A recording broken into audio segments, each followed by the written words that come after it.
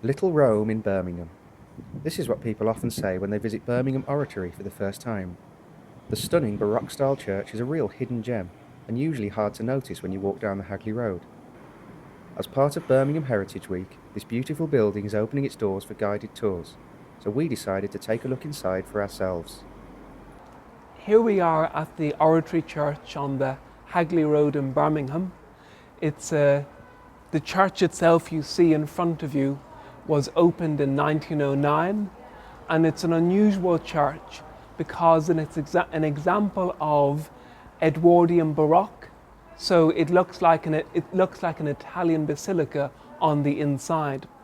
When the community of priests and brothers arrived here in the 1850s, they built a much simpler church. The founder of the community was Blessed John Henry Newman. He had been an Anglican priest and academic who became a Catholic, was received into the Catholic Church, and then went to Italy, where he was ordained a priest and came to know the community which we belong to here, called the Oratory of St. Philip Neri, which he brought to Birmingham. When he arrived, he moved to Maryvale on the outskirts of the city, but later moved to Digbeth in the city before moving to the present site.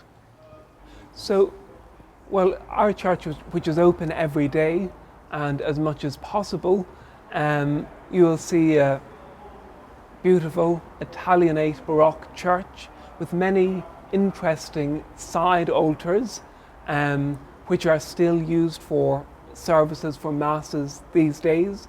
There is an alabaster and copper designed baptistry where baptisms happen. It's very interesting. And of course the high altar. Out of the main part of the church is the shrine to Blessed John Henry Newman, which contains the remains, what remains they found of Blessed John Henry, and also a beautiful alabaster altar designed by the architect George Gilbert Scott.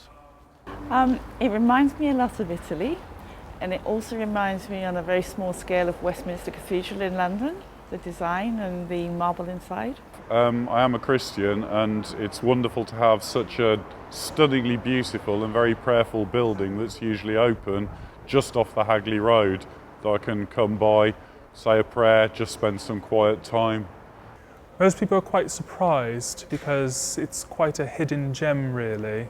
And when they do actually go in and they find that actually they've stumbled upon a little bit of Rome in the middle of in Birmingham, they're quite baffled, really. Well, obviously, because of the connection with Blessed John Henry Newman, people want to know more about him and his life and how his relationship and connection with the oratory here. Birmingham is a city which hasn't always been kind to its heritage. Therefore, I think it's really important that Birmingham celebrates some stunning buildings and some very, very interesting history, both from the Industrial Revolution and before and beyond.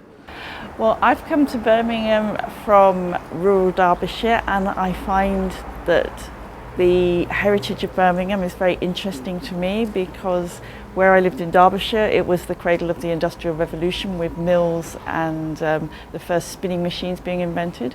So the heritage of Birmingham, how it links into that, and the canals that link Birmingham and Derbyshire, I find that all very interesting, thinking back how people used to live here.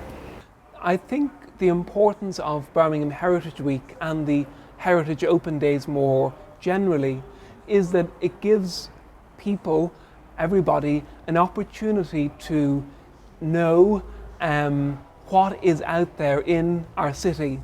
Often, especially in Birmingham, we think, all the most interesting things are all down in the Cotswolds or in Oxford or in London, when in fact there are lots of very interesting and even unique buildings which we might not have a chance to visit otherwise.